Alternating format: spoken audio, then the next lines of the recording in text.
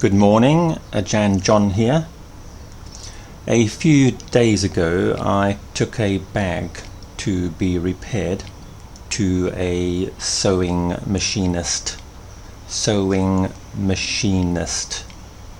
In one of the small soys near my home there is a grocery shop, a small grocery shop which in addition repairs clothes.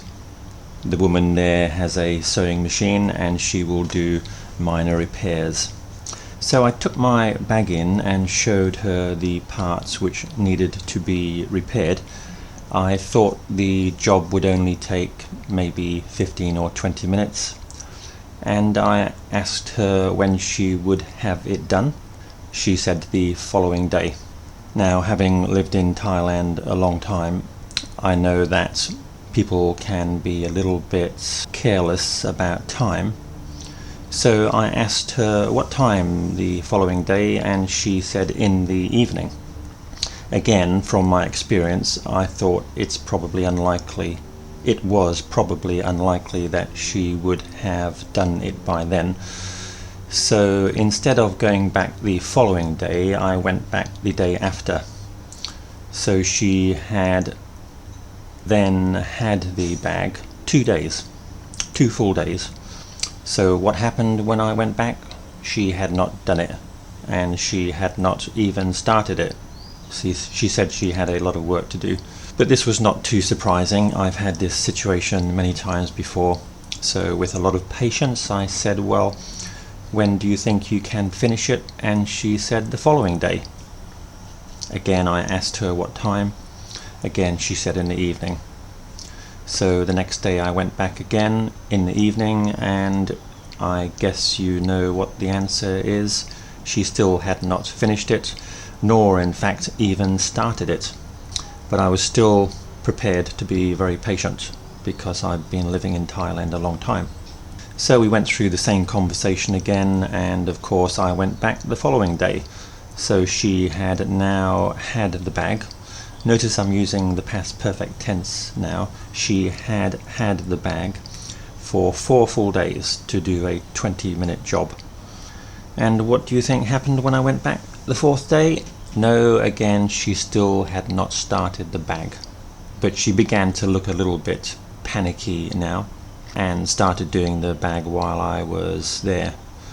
But of course she had forgotten what parts of the bag I had asked her to repair, so I had to explain that again.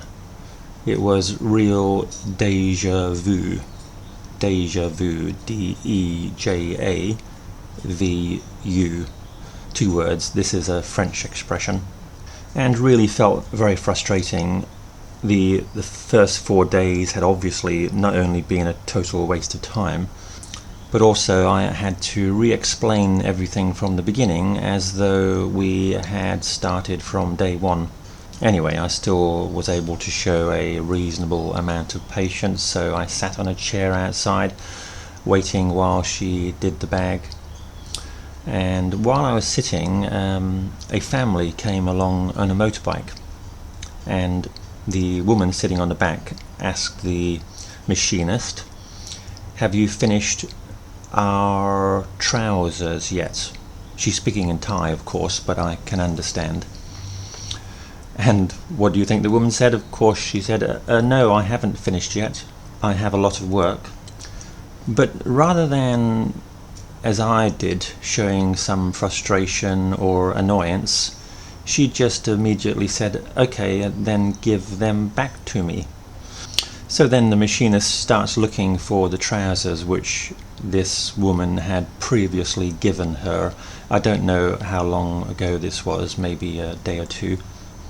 And of course she couldn't find the trousers. She found 1 pair, but then the customer said, no, there are 2 pairs. So she's searching around the shop for the other pair, which she found crumpled up in a corner. Crumpled up. C-R-U-M-P-L-E-D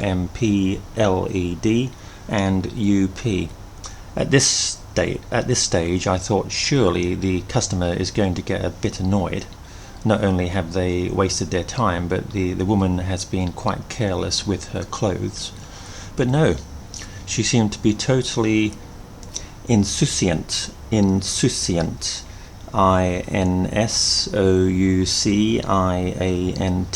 This is a French word. So then she took her trousers and off she went on the motorbike with her husband and small child. So I really don't understand why she didn't appear to be frustrated or annoyed at having wasted her time. I guess it just must be that Thai people are used to this situation and therefore they remain insouciant. But I don't know, I've lived here almost 13 years now and I have to say it still annoys me. And it is a daily occurrence. It happens in all kinds of situations. So in the picture you can see a polar bear using a hairdryer very patiently to melt the ice so he can get at the juicy looking fish. So now I'm going to answer an essay question. Should we be patient in life? So let's do the introduction. We need to describe what we mean by patience. Patience means being prepared to wait for what you want or need without getting angry or frustrated. For example, if you go to the dentist's and there is a queue of people waiting before you, you will calmly and in a relaxed way maybe pick up a magazine rather than getting angry with the receptionist and demanding to see the dentist immediately. That's enough for the introduction. Paragraph 2. We can either support patience or non-patience here. I think to play the devil's advocate,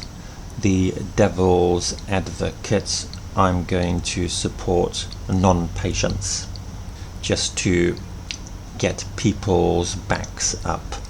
Get people's backs up. Get someone's back up means to annoy them. So beginning the second paragraph. No, I think being too patient is a negative response to many situations and can lead to apathy. We should not accept careless or shoddy behavior, shoddy SHODDY. Instead, we should try to demand higher levels of service and try to bring more efficiency to our society. For example, a few days ago, I was stuck in traffic in the middle of Bangkok, feeling very frustrated and annoyed because I knew I was going to be late for work. I had been sitting in the traffic a full 20 minutes without moving and decided to take expedient action. I looked for a place to park my car and jumped out and flagged down, FLAG, a passing motorbike. Jumped on the back of the motorbike and asked him to get me to my office as quickly as possible. Using this technique, I got to the office with minutes to spare, while some of my other colleagues got there maybe 30 minutes late. The boss was very impressed with me when I told him what I had done, and that morning when we had our staff meeting, he praised me and reprimanded the other staff for not using their initiative, INIATIVE, in a similar way. Now, I am not suggesting that everyone abandon their cars in the streets when they are stuck in traffic jams, because then we would all have an even more serious parking problem. But what I am suggesting is that people should not casually accept situations. While patience is a positive virtue, it should not be an habitual response to problems. An habitual response to problems. Third paragraph, so now we want to support patients. This is going to be a shorter paragraph. On the other hand, there are obviously times when you really cannot control the environment, and being patient is the best response.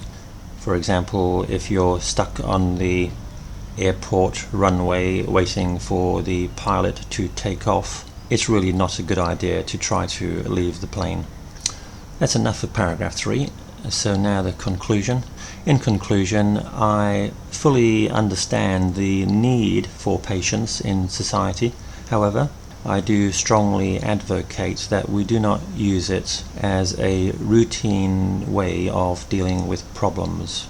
We should try to use our initiative and creative thinking to find new ways of dealing with situations. So what about you? Are you a patient or impatient person? And in what kind of situations do you feel you can be patient, and in what situations do you feel you really cannot put up with something? Thank you for listening, students. Bye-bye.